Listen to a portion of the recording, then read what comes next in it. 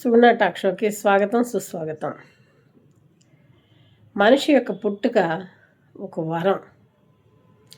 నిజంగా ఒక విచిత్రం అనిపిస్తుంది చూడండి. చిన్న స్పెర్మ్ నుంచి మనం ఉద్భవించటం అంటే మాటల తల్లి గర్భంలో 9 నెలలు మోస్తుంది. రకరకాల రూపాంతరాలు చెందుకొని మనిషిగా అవతరించి పుట్టుతాం. అవయవాలన్నీ నిర్మాణం కానివ్వండి, ఏ శాస్త్రవేత్త కనిపెట్టలేనంత గొప్ప టెక్నాలజీ మనిషి యొక్క బాడీ నిర్మాణం అన్నీ చూడండి. ఎంత వ్యవస్థ ఉందో దాంట్లో. కొన్ని కోట్ల రూపాయలు విలువ చేసే పరిశ్రమ కన్నా ఎక్కువ. కానీ మనిషికి అంత విలువ చూపరు. పుట్టారు, ఏదో పెరుగుతారు, అంతే, అంతవరకే. పుట్టినప్పుడు అందరూ ఆనందిస్తారు, చనిపోయినప్పుడు అందరూ ఏడుస్తారు. పుట్టి నవ్విస్తాము, చనిపోయి ఏడిపిస్తాము, అంతే. ఈ మధ్యలో చాలా డ్రామాలు ఉంటాయి. జీవన పోరాటంలో అనేకమైన సంఘటనలు చోటు చేసుకుంటాయి. కొంతమందిని దగ్గర చేస్తాయి, కొంతమందిని దూరం చేస్తుంటాయి.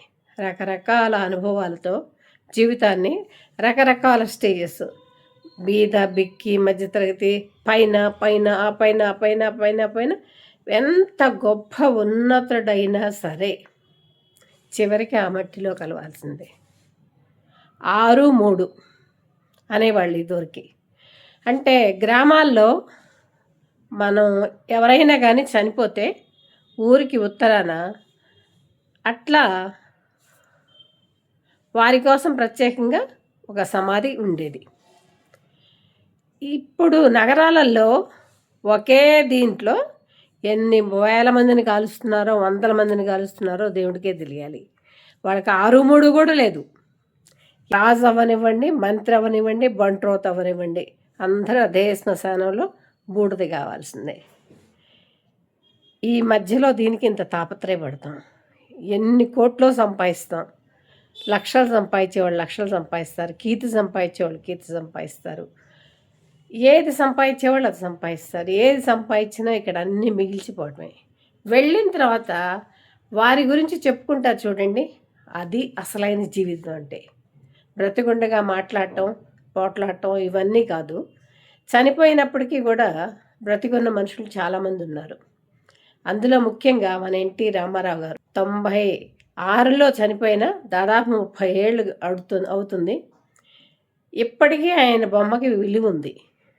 అది జీవితం అంటే. అక్కినేని నాగేశ్వరరావు గారు ఆయన సినిమాల్లో సజీవంగానే ఉన్నారు. అలా ఘంటసాల గారు ఆయన గాత్రంతో సజీవంగా ఉన్నారు. బాలసుబ్రహ్మణ్యం గారు ఆయన అంతే. రామోజీరావు గారు ఈనాడు స్థాపించి పాడుతా తీగ ద్వారా ప్రజల్లోకి ఎక్కువ అంటే మంచి పాటలు, మంచి ప్రోగ్రాం చేసి ఆయన చిరస్థాయిగా నిలిచారు. ఎవరెంత చేసినా, ఎవరేమి సాధించినా చివరికి కలవాల్సిందే ఆ మట్టిలోనే. శ్మశానం అనేవాళ్ళు. తర్వాత వైకుంఠధామం, ఇప్పుడు మహాప్రస్థానం.